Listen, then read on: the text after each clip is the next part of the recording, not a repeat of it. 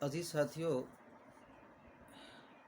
اسلامی دنیا کے چینل میں آپ کے سامنے آج ایک ایسا عمل بتایا جائے گا، ایک ایسا وظیفہ بتایا جائے گا جو بالکل قرآن اور حدیث کی روشنی میں انسان کے اوپر لازم ہوتا ہے اور انسان کی توجہ اس طرف نہیں ہے۔ اور جتنے بھی معاملات چلتے ہیں بیماریوں میں، تکلیفوں میں، غمیوں کے اندر، اور جتنی لمبی لمبی بیماریاں چل رہی ہیں، کینسر کی بیماری ہے، اسی طرح شوگر کی بیماری ہے، آج کل جو کرونا کی بیماری ہے، اسی طرح جتنی بھی لمبی بیماریاں چل رہی ہیں ان بیماریوں میں یہ عمل انتہائی ضروری ہے۔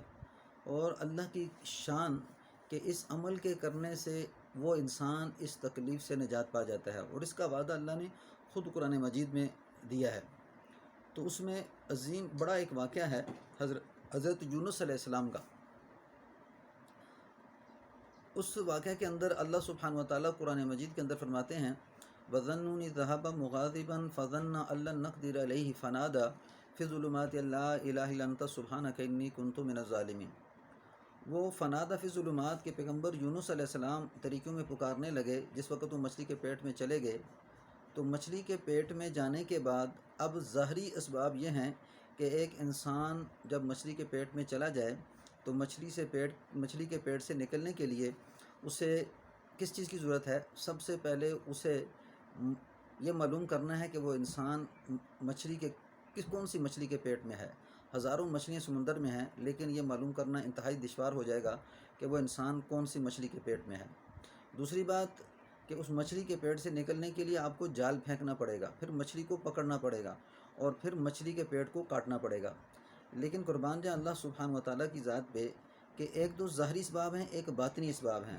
تو قرآن اور حدیث مسلمان کو باطنی اسباب کی طرف متوجہ کرتی ہے کہ کس طرح یہ مسلمان باطنی سبب پہ آ جائے کہ جس سے یہ ان تکلیفوں سے، پریشانیوں سے نجات پا جائے۔ اب حضرت یونس علیہ السلام نے جس وقت اندھیروں میں فنادیٰ فی الظلمات کہ اندھیروں میں پکارنے لگے اللہ الہ الا انت سبحانک، نہیں کوئی معبود مگر تو، لا الہ نہیں کوئی معبود مگر تو، انت سبحانک تیری ذات پاک ہے، انی کنت من الظالمین میں نے اپنی جان پہ ظلم کیا۔ یعنی اللہ تیرے سوا کوئی معبود نہیں، تیری ذات پاک ہے، میں نے اپنی جان پہ ظلم کیا۔ اس آیت کو، اس ورد کو انہوں نے شروع کر دیا، یہ قرآن سے ثابت ہے۔ اسی آیت کے آگے آتا ہے فَاسْتَجَبْنَا لَهُ وَنَجَّيْنَاهُ مِنَ الْغَمِّ، بس ہم نے اس کی پکار کو سنا اور غم سے نجات دی۔ آگے آیت ہے وَكَذَلِكَ نُنْجِي الْمُؤْمِنِينَ، جس طرح ہم نے پیغمبر یونس کو نجات دی ہے اسی طرح ہم مومن کو نجات دیتے ہیں۔ وَكَذَلِكَ نُنْجِي الْمُؤْمِنِينَ، یہ قرآن کا وعدہ ہے، اللہ کا وعدہ ہے کہ جب کوئی مومن انسان، مسلمان، جس طرح حضرت یونس علیہ السلام نے عمل کیا، جب تکلیفوں میں، پریشانیوں میں اس عمل کو کرے گا تو اللہ اس کو ایسے ہی نجات دیں گے جیسے کہ حضرت یونس علیہ السلام کو نجات دی ہے۔ اب قابل قدر بزرگوں، ساتھیوں، کہ جب انسان کسی بیماری میں مبتلا ہو جاتا ہے تو جس طرح یہ انسان مچھلی کے پیٹ میں جسمانی طور پہ تکلیف محسوس کرتا ہے، اسی طرح یہ انسان دنیا میں بیماری میں اور کسی مختلف پریشانیوں میں یہ جسمانی تکلیف محسوس کرتا ہے۔ جس طرح حضرت یونس نے اس آیت کو پڑھا تو اللہ نے حکم دے دیا کہ فَنُبِذَ بِالْعَرَاءِ وَالسَّقِيمِ وَأَنبَتْنَا عَلَيْهِ شَجَرَةً مِّن يَقْطِينٍ، بس جب وہ چٹیل میدان میں پھینک دیا گیا، صحت بیمار تھا، وَأَنبَتْنَا عَلَيْهِ شَجَرَةً مِّن يَقْطِينٍ، ہم نے اس کے لیے کدو کی بیل اگا دی۔ اب اس آیت کے اندر یہ بتایا کہ جب انہوں نے اس کو پڑھا ہے تو اللہ نے مچھلی کے دل میں ڈالا کہ اے مچھلی تو جا میرے پیغمبر کو باہر پھینک کیا۔ اب دیکھو یہ سبب کس سے بن رہا ہے؟ عمل سے بن رہا ہے، ایک ورد ہے جس ورد کو حضرت یونس علیہ السلام بڑی بےتابی کے ساتھ مچھلی کے پیٹ میں کر رہے ہیں۔ اور فرماتے ہیں کہ غالباً بعض کہتے ہیں کہ 3 دن تک حضرت یونس مچھلی کے پیٹ میں رہے۔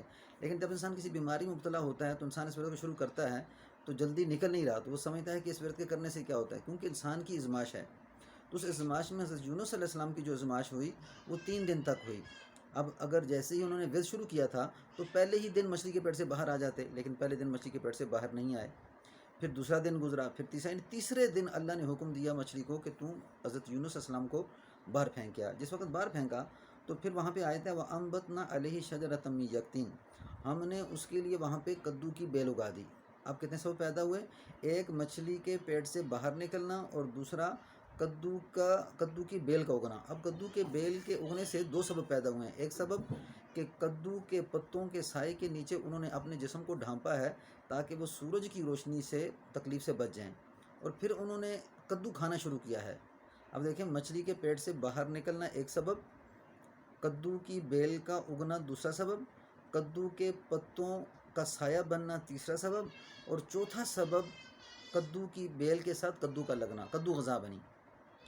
اب یہ جتنے سبب پیدا ہوئے ہیں بیماری سے تکلیف سے نکلنے کے، تو وہ باطنی سبب ہیں، نہ کہ ظاہری سبب جیسے ڈاکٹروں کی ادویات ہیں، اور یا اسی طرح جو آپ کے حالات انسان کے اوپر آ جاتے ہیں تو ظاہری سبب اختیار کرتا ہے۔ تو ہمارے ظاہری سبب نہیں ہوئے بلکہ باطنی سبب چلے ہیں۔ اور قرآن میں اللہ نے یہ جو آیت فرمائی کہ وَنُنَزِّلُ مِنَ الْقُرْآنِ مَا هُوَ شِفَاء، ہم نے قرآن میں سے کچھ آیتیں ایسے نازل کی ہیں جو مومنوں کے لیے شفا اور رحمت ہیں، وَلَا يَزِيدُ الظَّالِمِينَ إِلَّا خَسَارًا، ظالموں کے لیے نہیں ہے زیادہ ہوتا مگر خسارہ۔ اب اس آیت میں یہ بتایا جاتا ہے کچھ آیتیں ایسی ہیں جن کو پڑھنے سے انسان کے بدن سے بیماری دور ہوتی ہے۔ ان آیتوں میں سے ایک آیت یہ ہے کہ لا الہ الا انت سبحانک انی کنت من الظالمین۔ جب انسان اس آیت کو، اس ورد کو کرنا شروع کرتا ہے تو اللہ بڑی بڑی تکلیفوں سے اسے نکال دیتے ہیں۔ اگر نہیں کرتا اس کا بھی اللہ نے آگے بتایا فلولا انہ کان من المسبحین، بس اگر یونس یہ تسبیح نہ پڑھتے تو للبث فی بطنہ الی یوم یبعثون، ہم اس کو قیامت کے دن تک مچھلی کے پیٹ میں رکھتے۔ اب یہاں پہ یہ بتایا کہ اگر یونس یہ تسبیح نہ پڑھتے تو ہم اس کو قیامت کے دن تک مچھلی کے پیٹ میں رکھتے۔ اب ذرا سوچ لیں کہ یہاں پہ کیا بتایا جائے، پس اگر ایسا نہ کرتے، پس اگر نہ پڑھتے، فلولا انہ کان من المسبحین، فلولا پس اگر نہ کرتے ایسا، فلولا انہ کان من المسبحین، وہ تسبیح نہ پڑھتے تو للبث فی بطنہ الی یوم یبعثون، اس کو قیامت کے دن تک مچھلی کے پیٹ میں رکھتے۔ اب یہاں پہ یہ بتایا گیا کہ اگر اس ورد کو نہ کرتے تو یہ اسی جگہ پہ ان کی موت آتی اور وہیں ان مچھلی کا پیٹ ہی ان کی قبر بنتی، اور پھر قیامت کے دن ان کو اللہ مچھلی کے پیٹ سے نکالتے۔ تو یہاں پہ یہ جو لفظ ہے وہ کذالک ننجی المؤمنین، جس طرح ہم نے پیغمبر کو نجات دی اسی طرح مومن کو نجات دیتے ہیں۔ تو قابل قدر ساتھیو، اس آیت کو، اس ورد کو، لا الہ الا انت سبحانک انی کنت من الظالمین، لا الہ الا انت سبحانک انی کنت من الظالمین، لا الہ الا انت سبحانک انی کنت من الظالمین، اس کو بیماریوں تکلیفوں میں انتہائی ضروری ہے کہ 313 کا ورد اپنے دماغ میں ڈال لیں اور اس کو معمول بنا لیں۔ آپ کے رزق کی تنگی کا مسئلہ بھی اس سے حل ہوگا، آپ کی بیماریوں کا مسئلہ بھی اس سے حل ہوگا۔ آپ یہ کسی انسان سے نہیں مانگ رہے بلکہ آپ اپنی ندامت کا اظہار کر رہے ہیں، اللہ کی پاکی بیان کر رہے ہیں، اللہ کی تعریف بیان کر رہے ہیں، اور اپنی ظلمت بیان کر رہے ہیں کہ اللہ سارے عیب میرے اندر ہیں اور تیری ذات پاک ہے، نجات تو نے دینی ہے۔ تو کینسر کی بیماری ہے، دل کی بیماری ہے، فالج ہے، اسی طرح جو بڑی بڑی بیماریاں لمبی چل رہی ہیں، ان ساری بیماریوں میں اس کو پڑھنے کا معمول بنا لیں اور 313 دفعہ ضرور اس آیت کریمہ کو دن کے اوقات میں پڑھ لیں، ابو الحق تھوڑا سا درود شریف پڑھ لیں، اور انشاءاللہ یہ اللہ کی گارنٹی ہے، کیونکہ یہ آیت فلولا انہ کان مسبحین، اگر یونس یہ تسبیح نہ پڑھتے ہم اس کو قیامت کے دن تک مچھلی کے پیٹ میں رکھتے۔ یہ آیت اس بات کی دلیل ہے کہ جب تک انسان اس عمل کو نہیں کرے گا اس وقت تک وہ اس بیماری سے، تکلیف سے نجات نہیں پا سکتا۔ تو یہ باطنی عمل ہے، جس کر کے تمام بھائیوں سے گزارش ہے کہ اس عمل کو لازمی کریں۔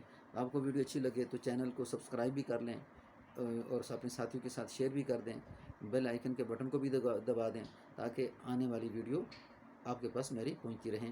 السلام علیکم ورحمۃ اللہ وبرکاتہ۔